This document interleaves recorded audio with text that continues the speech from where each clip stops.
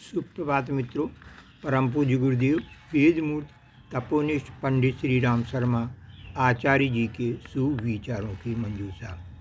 गुरु जी ने जो आज का विषय लिया है विजातीय द्रव्य की उत्पत्ति और वृद्धि, इसी के अंतर्गत वे आगे कहते हैं कि जिस कारण से कोई विकार पैदा हुआ हो उस कारण को दूर कर देने से वह दूर भी हो जाता है।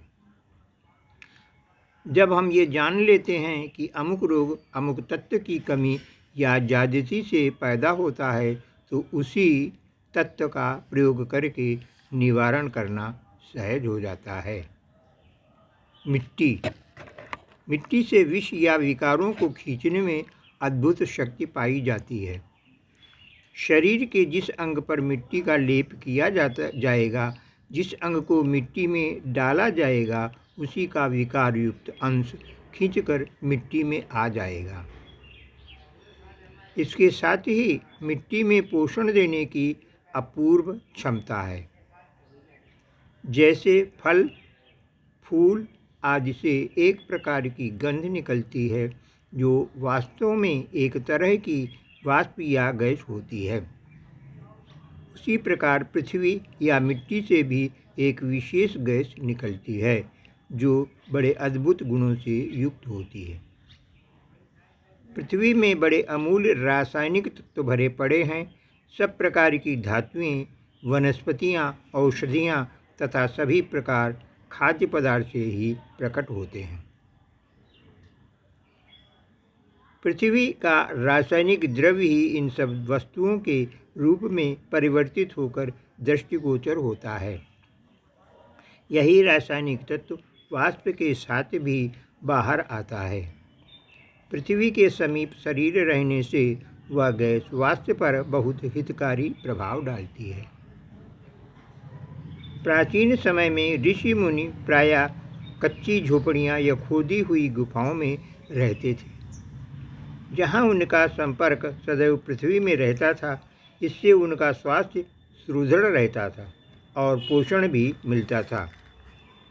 इसका परिणाम यह होता था कि नाम मात्र के आहार से लेकर वे दीर्घजीवी होते थे।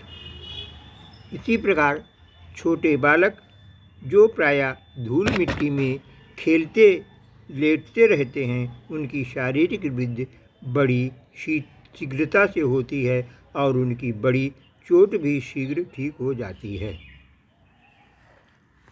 जल तत्व के शरीर में जल का अंश 90% बतलाया जाता है। इसी से जल की सर्वाधिक आवश्यकता प्रतीत होती है। जल की कमी में देह सूखने लगती है, नाड़ियाँ जकड़ती हैं, हड्डियाँ निकलती जाती हैं, खून गाढ़ा हो जाता है तथा दाह प्यास आदि अनेक उपद्रव होने लगते हैं।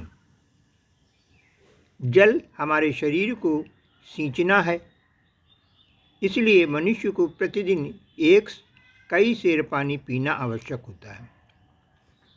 ताज़ा जल में ऐसे कितने ही रासायनिक तत्व पाए जाते हैं जिनसे शरीर को पर्याप्त पोषण मिलता है। शरीर के भीतर के अनेक विकार इस पानी के साथ ही पसीना और मूत्र में बाहर निकल जाते हैं।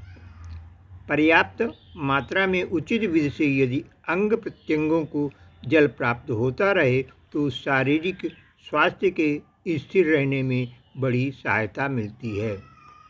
मित्रों, इस वीडियो को अधिक से अधिक लोगों को भेज दें ताकि गुरुदेव के सुविचारों से सभी लाभान्वित हो सकें।